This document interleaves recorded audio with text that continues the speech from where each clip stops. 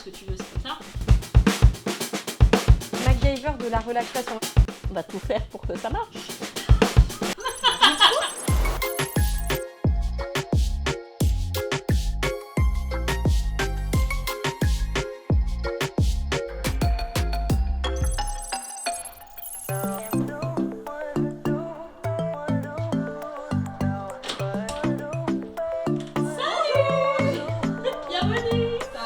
Ça va et toi? Oui. Eh ben, On vient de cueillir avant ton petit-déj. bienvenue chez moi. Bah alors je crois que t'es pas la seule ici. Eh ben non, il y a des chats. Mais où j'en sont-ils? aperçois un juste Salut mon Fly. là. Tiens. Donc là, on Ça c'est est Fly. dans la maison de Cécile et des chats. Ou dans la maison des chats Ouais. qui accueille Cécile. Oui, ouais, je vois que t'as fait un Ninja Warrior C'est ça. pour tes Tu chats. sais que si je savais bricoler, je mettrais genre des étagères, tu sais comme on Ouais, voit des fois sur les réseaux. réseaux. Ouais, Ouais. grave. Mais bon. Non, bah, Je sais pas on faire. va faire un Ninja Warrior pour toi ici. Oui. Hein, voilà. Moi, pour commencer, avant toute chose, il y a un truc que je voulais te proposer parce que tu m'as dit dans ce que tu m'as écrit que tu avais des petits soucis d'aponévrose plantaire. Tout à fait. Voilà. Ce qui est normal d'ailleurs, tu sais pourquoi. Et du coup, typiquement la préparation du thé, c'est le laps de temps nickel pour te faire quelques petits exercices. D'accord. Déjà pour muscler, solliciter tes mollets, tes muscles du pied. Alors il faut savoir qu'une grande majorité des maux relatifs aux pieds vient d'une faiblesse du complexe tricipito-achilléo-calcanéo-plantaire. Qu'il s'agisse d'aponévrosite plantaire, d'épines calcanéennes, d'affaissement de la voûte plantaire. Donc l'idée ça va être de venir mobiliser et renforcer les muscles de ce complexe et les muscles intrinsèques du pied. Et ça c'est super simple à faire et c'est pour ça que Cécile peut tout à fait le faire en préparant son thé pendant quelques minutes où là, tout simplement, on va pouvoir se servir d'un support pour garder l'équilibre. On étale bien les orteils dans le sol et puis on va commencer par faire juste des flexions en allant bien jusqu'au bout du mouvement, des dorsiflexions. Comme ça en plus on va étirer les mollets qui sont bien souvent très raides. Et là comme ça on va pouvoir faire déjà quelques répétitions tranquillement en attendant que l'eau finisse de bouillir.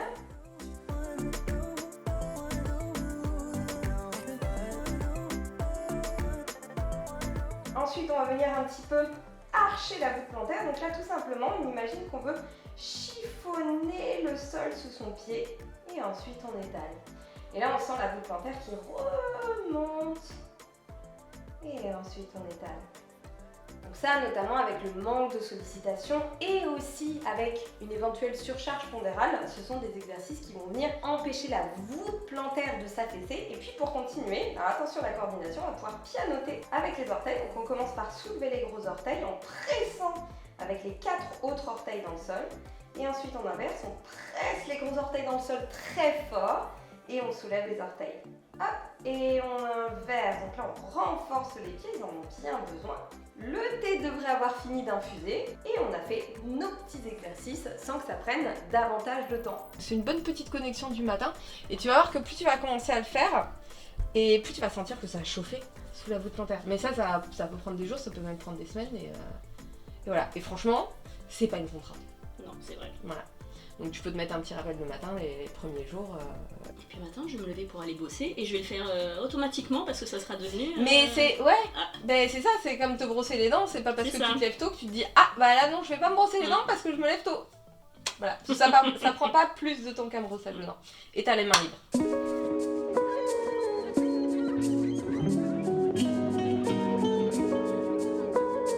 On en faut quand même un peu à côté, mais bon, c'est du cacao. Hein. T'as mis quoi? Banane, date, Banane date, cacao. des flocons d'avoine. J'ai mis un peu de cacao aussi dans, Oui, j'ai dans vu. mes flocons. J'ai mis un peu de poudre, dis donc. Ça, regarde. Poudre d'orange, faite maison.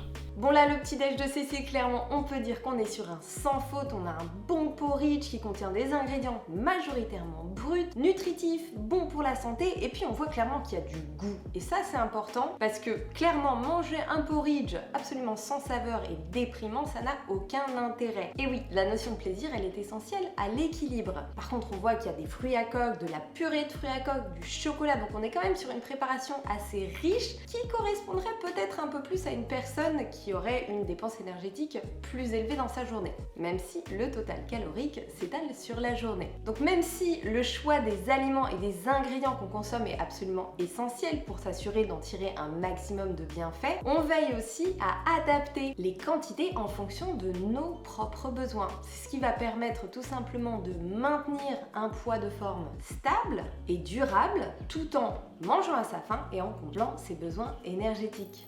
Et bon appétit.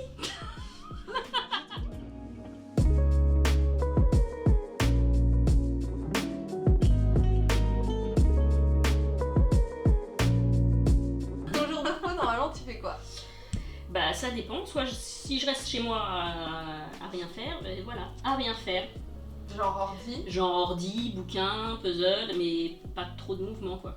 Enfin ça peut m'arriver une journée entière où les seuls pas que je vais faire c'est canapé, toilette, cuisine, voilà, ça peut m'arriver. T'as déjà essayé de faire de la corde à sauter ici? Non. Ouais. Je crois même qu'elle est même encore... Non mais moi je voudrais montrer quand même. Non mais regarde. Cécile, elle a mis La ses corde à haltères. sauter, elle est achetée, mais tu vois, regarde, Ouais. pareil, je l'ai pas... Elle a mis ses haltères dans un lit. Je trouve que ça représente très bien la situation. On ne se moque pas. Tu te prépares quoi généralement sur tes jours de repos avant de lui? Bah midi j'ai pas faim, à 1h j'ai pas faim, à 2h j'ai pas faim, et hop, oh il est 14h30, j'ai faim, ou pas d'ailleurs, hein, c'est peut-être purement psychologique parce que l'heure est passée, il faut manger. Bah tu penses bien qu'à cette heure-là j'ai pas envie d'éplucher les poireaux ou je ne sais quoi, donc je vais me faire des pâtes. Que des pâtes. De légumineuses. Voilà, souvent des pâtes de légumineuses, pour me donner bonne conscience, 2 minutes. J'ai vu que, c'est au niveau alimentaire, ta base elle est excellente. T'as des ingrédients qui... Tu veux voir mon frigo Elle a tout naturalia chez elle, non c'est bon. Elle a vraiment tout naturalia chez elle. Non, t'as une base d'ingrédients qui est géniale. T'as de quoi faire. T'as de quoi faire. Donc la conscience elle est là en plus. Ah mais oui, ah bah oui, c'est mais- la mise en pratique au quotidien et pas qu'une fois par semaine quoi. C'est quoi ta tenue pour bouger?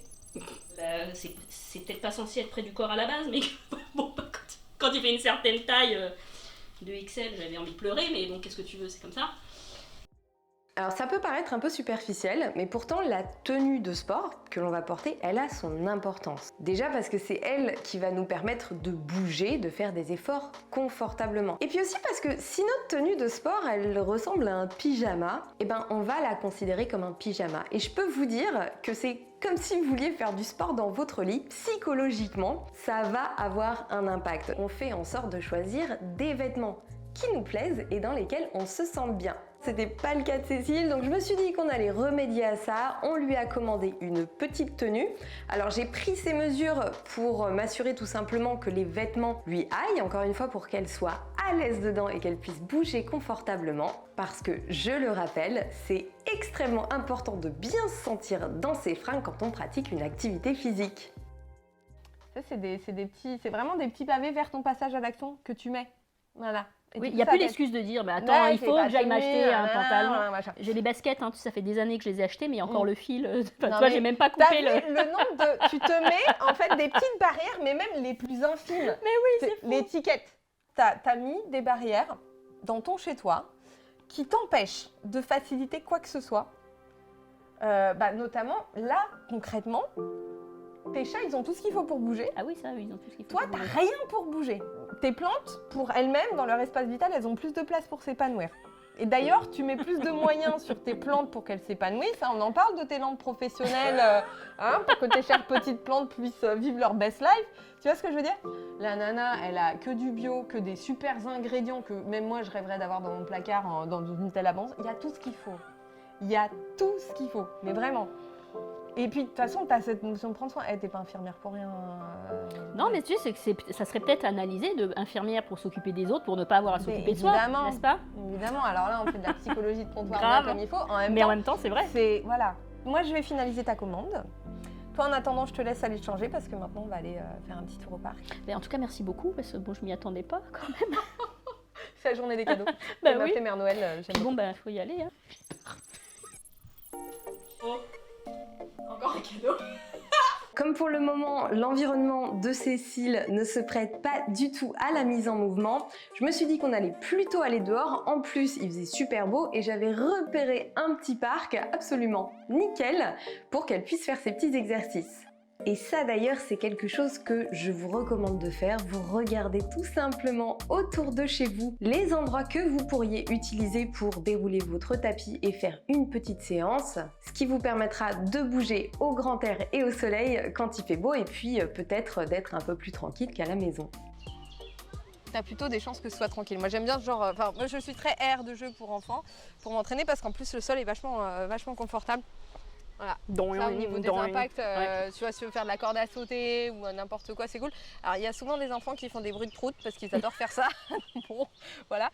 Mais tu vois, voilà, ça permet d'être un peu, t'es pas en plein milieu d'un parc avec plein de monde qui passe et voilà. Donc plutôt peinard pour s'entraîner. En plus ici, ce qui est cool, c'est que c'est vraiment. Et puis écoute, en dehors des proutes, cuit. Ah, cette technique. T'as vu? Oui, du j'ai dépliage un peu foiré mon coup complet, mais on est plus à l'aise sans chaussures. D'ailleurs, pourquoi on est plus à l'aise sans chaussures? Parce qu'on n'est pas né avec des chaussures et que du coup, on travaille les muscles des pieds, on a des appuis plus stables et c'est beaucoup mieux. Donc, quand on peut se mettre en mouvement sans chaussures dès lors qu'on ne fait pas des impacts répétés et donc on n'a pas besoin de l'amorti des chaussures, c'est très très bien. Nos pieds sont nos meilleures chaussures, hein, clairement.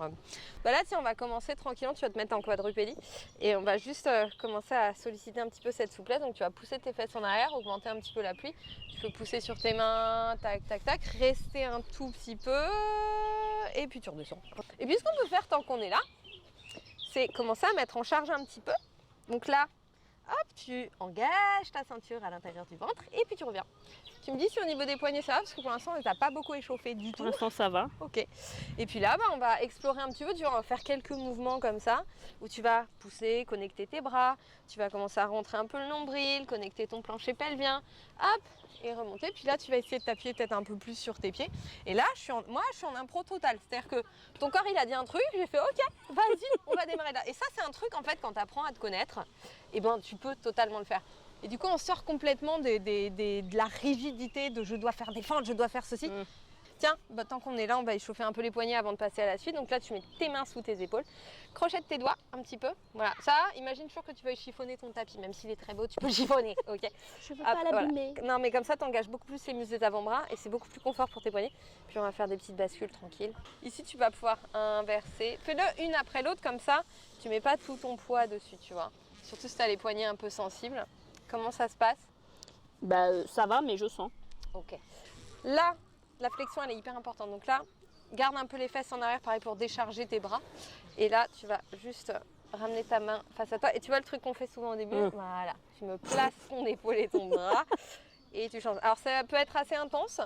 Donc à toi d'adapter, après tu peux rapprocher ta main pour avoir moins de charge. Mais ça fait mal et ça fait du bien en même temps, c'est ça qui est terrible en fait. C'est cool parce qu'en fait les articulations sont faites pour bouger. C'est ça.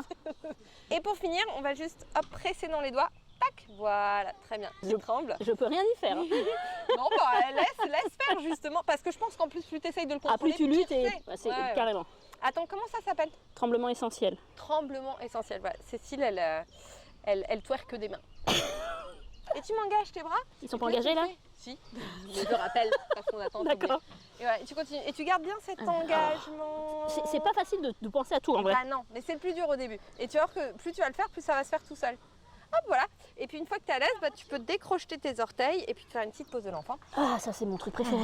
Et là, franchement, on n'a rien fait d'extravagant. On a fait une mise en charge sur une planche sur les genoux.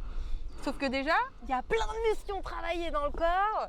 Et du coup, ça ressemble peut-être pas au plan dynamique qu'on voit sur les hits, mais l'engagement musculaire, il est tout aussi intéressant. Donc tu vois, voilà, il n'y a pas besoin de faire du cirque du soleil pour déjà commencer à se mettre en mouvement de manière efficace.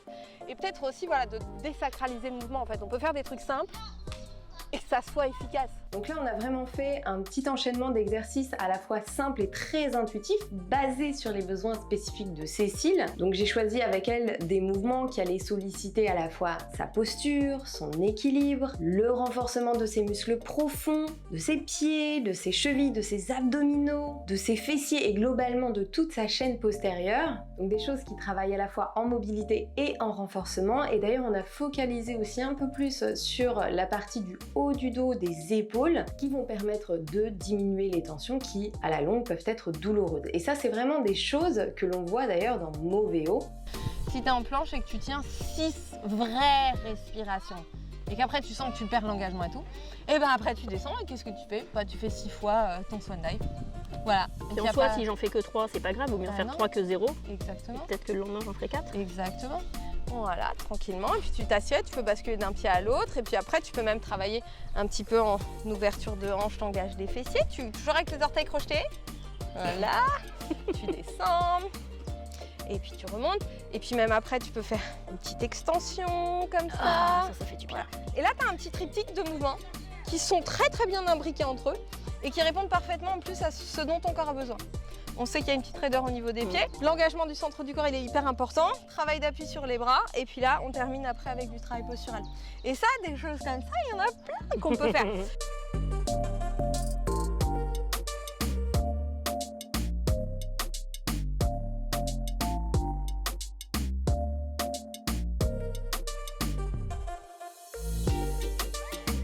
Donc là, tu vois, on a le mouvement pendant que tu le fais. Hein. Je récapitule. Donc j'y vais moi en même temps. Ouais. Mouvement de hinge, hop, que tu peux combiner avec un mouvement de bridge, que tu peux combiner avec un petit étirement. Et ce petit bloc-là, par exemple, associer tes petits mouvements, ça te prend 5 minutes, t'as pas besoin d'échauffement. Voilà. Ce qu'on a fait juste avant, c'est pareil. Et ça, c'est des choses que tu peux égrener ou alors que tu peux assembler à la manière de Lego pour te faire une séance complète. Donc voilà, ça, c'est vraiment des mises en mouvement toutes simples qui sont très très faciles à intégrer, qui t'empêchent pas de faire plein d'autres sports et des hits. Encore une fois, j'arrête pas de le dire, mais Elle veut que je fasse des hits, Amandine. Non, mais plein d'autres pratiques physiques, l'un n'empêche pas l'autre. Mais ça, c'est vraiment une base que beaucoup ont tendance à complètement skipper, soit parce que on n'en voit pas l'intérêt, parce qu'on a l'impression que ce ne sera pas efficace, mais en fait c'est la base de la consolidation de ton corps. Et surtout quand, tu vois par exemple toi tu as du mal à te mettre à l'action, déjà c'est une petite ouverture parce que tu sais que derrière tu n'as pas encore une fois le mont Everest ou le Grand Canyon à dévaler qui t'attend, mais c'est des petits pas. Voilà. Et ces petits pas, plus tu vas les assembler et plus tu vas, ça va devenir en fait très, très naturel parce que ces petites graines que tu as plantées dans tes journées, qui ne seront pas grand-chose au début, vont ouvrir la voie vers davantage en fait. Je pense qu'on a ouvert l'appétit. Donc on va manger, ça te dit? Allez. Pour le pique-nique, petite salade d'orzo estivale, voilà, avec plein de crudités, des olives, du tempeh vegelicious, des graines germées, enfin bref, plein de bonnes choses. Pour accompagner, j'ai fait la sauce classique tahini parce qu'on est fan de tahini. Voilà. Les falafels, je t'ai vraiment fait des classiques en fait. Hein, parfait. Voilà. Avec une petite sauce cajou coriandre, très très bon pour tremper les falafels. Et en dessert, Oui, les moucherons ont l'air intéressés. on a des petites bliss balls au citron qui sont très très bonnes, toutes légères. Donc je pense que on va bien manger. On va se mettre bien.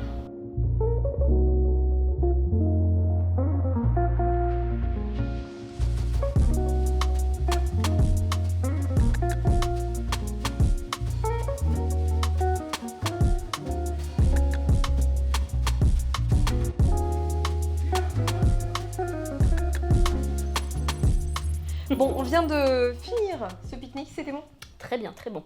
Tu es très poli. Bah non, c'était très bon. Non, c'est vrai que c'était bon. Je vais me venger, on va faire un hit.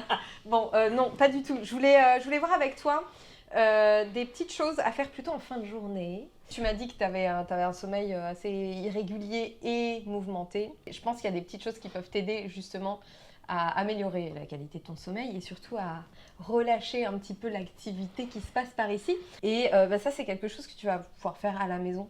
Alors au choix, ça peut être... Ça, c'est un truc même que tu pourras intégrer en rentrant du boulot sur les journées où tu finis pas trop tard, parce que c'est pas physique en fait, c'est vraiment un moment où c'est un peu... Enfin, tu vois, quand on raconte une histoire aux enfants pour aller se coucher, c'est vraiment leur routine du soir. Et tout ça, en fait, c'est un rituel. C'est ce qu'on appelle le rituel du coucher et qui est extrêmement précieux pour préparer en fait le corps, le cerveau à une nuit de sommeil. Si on se rappelle bien, quand on était petit, on l'avait ce rituel. Vous savez, la fameuse histoire avant de s'endormir avec une lumière douce. Et bien ça, ce sont des choses qui favorisent le centre de l'endormissement et qui donc préparent à une bonne nuit de sommeil. Donc là, une fois à l'âge adulte, il est important de garder ce rituel qui va tout simplement faire comprendre à notre cerveau et donc à notre organisme qu'il est temps de passer en mode repos et donc d'activer le centre du sommeil. Et ça n'a rien de mieux qu'une petite séance de relaxation ou de méditation guidée. C'est quelque chose qui peut être fait directement dans le lit ou allongé sur son tapis avant d'aller se coucher. Pourquoi pas avec des petites huiles essentielles. Et d'ailleurs, si comme pour Cécile, vous avez tendance à avoir des tensions dans le bas du dos quand vous êtes allongé sur le dos, eh bien n'hésitez pas à relever vos jambes, ce qui en plus sera intéressant si vous piétinez beaucoup dans la journée pour votre retour veineux. Donc pensez-y, ce rituel du coucher, il est extrêmement important. Et n'oubliez pas que c'était lui qui vous permettait de vous endormir quand vous étiez beaucoup plus jeune. Bon, bah maintenant que tu as ces petits conseils, je vais te donner des devoirs. Voilà, bon du coup on va s'installer sur le canapé. Ok. Bon, écoute, je pense que là, déjà, on a abordé pas mal de choses. Oui. Et s'il y a des choses qui sont déjà ressorties dans la journée, des choses pour lesquelles tu dis, ok, bon, là, ouais, ça, je peux le faire. Ça, c'est encore vachement flou pour moi. N'hésite pas à me dire. Non, alors moi, ça me paraît comme ça, avec toi à côté de moi, qui me dit quoi faire, ça me paraît simple, évidemment.